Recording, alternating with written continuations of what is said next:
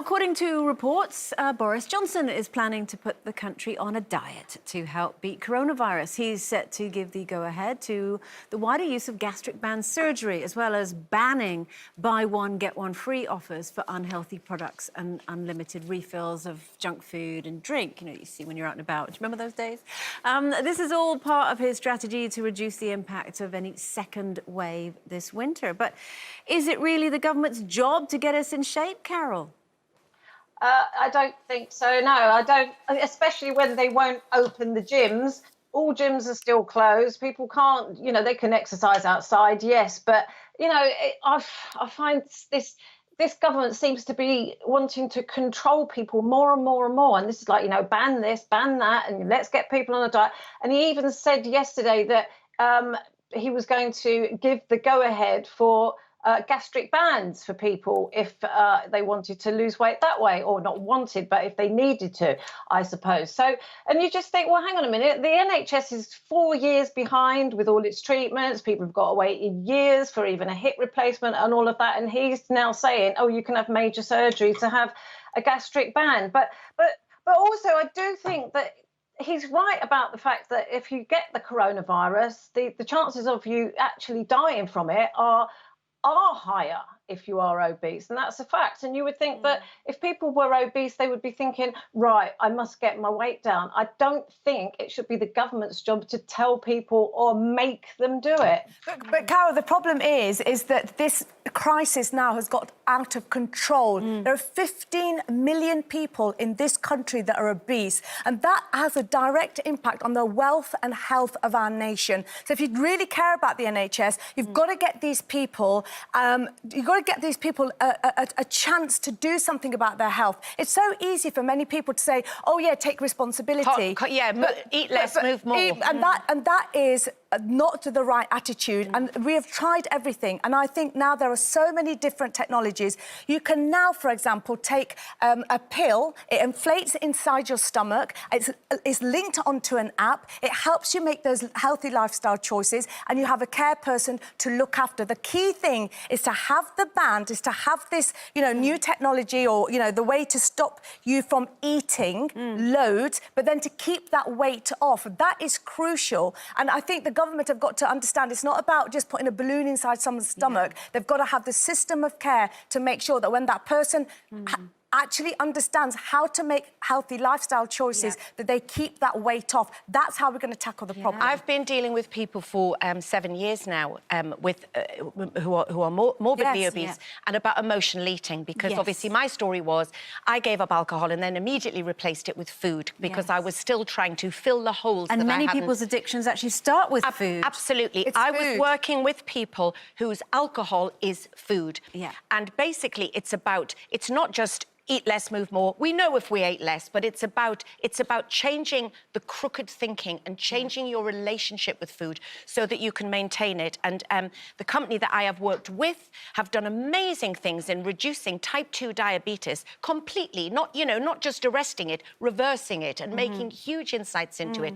So I've been quite aware that we shouldn't, you know, I hate the fat shaming that goes on as well, because but I know for me, I lost 2 stone 7 years ago, and have maintained it, you know, pretty much, give or take a few pounds here or there. But just by losing 2 stone, I reduced by 90% the osteoarthritis in my back, osteoarthritis in my knees, my breathing helped. So I thought, my God, these people who are carrying 10 stone and more. So it's not really just related to the coronavirus, where obviously it's everything else. No, it's not. But it's also not only related to the physical weight of losing weight, because, like you say, Denise, it is about what's in your head. You have to change the way you think about food, and in a way you have to want to be able to be healthy or be healthy. And I know it's not easy. I don't think anybody wants to be. I don't think anybody wants to be obese. They just need help. They need help, but we need to give more people that help. And the government have got to intervene, because they're allowing these food charities, food manufacturers, to just put nonsense in our food. Not by banning buy one get one free. That's just ridiculous.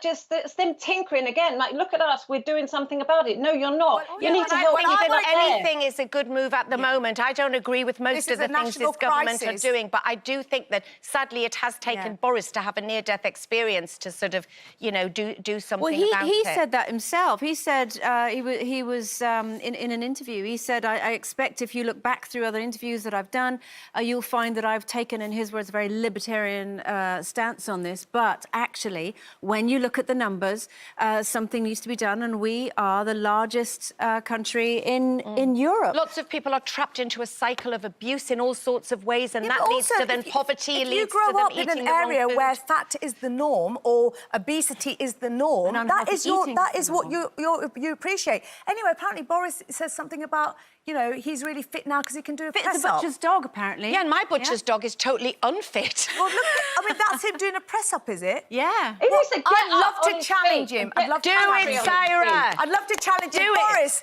can you do a press-up like the Khan? Can you, Boris? Can you do it with one leg up in the air? Hang on. Boris, look, I'm crossing my legs. Look, here we go. And then I'm going to lift my leg up, Boris. Can you do this?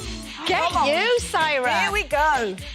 Carry on, Boris, come on. How many can you do in a minute? Can you believe she's doing that in high heels I can't believe she's doing it at all. Can I stop now? There you go. Keep going. Keep going. Oh, God, I couldn't do that.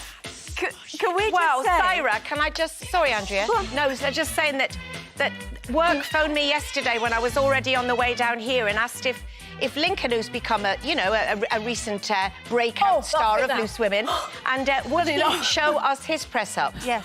And I'm horrified that I sent it to them as a joke, thinking they'd never put it on, and they're threatening to. So here we go. That's it, you just stand there watching me.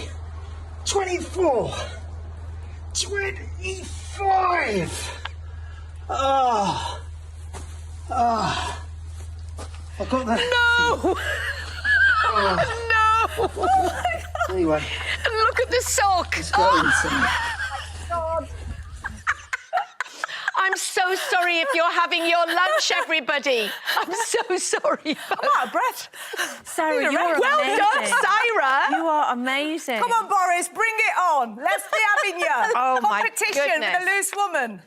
Let's do it, Boris. But also, guys, you told Lincoln that everybody's husband was doing that, not just mine. Do you You're know, not even out of breath. My husband wouldn't do that.